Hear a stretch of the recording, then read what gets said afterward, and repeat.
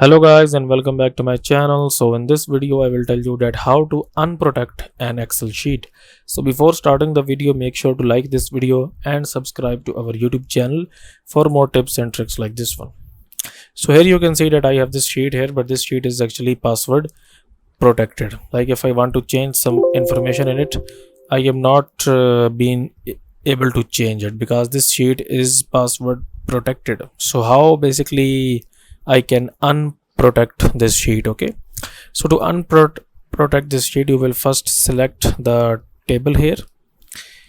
Then you will go into this review tab here, and here you can see this option where it says unprotect sheet. So just click on this one.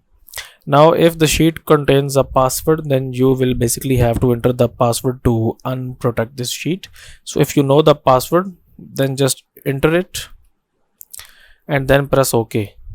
And now we have successfully unprotected this sheet. Now if we want, we can basically change the information in it like this one.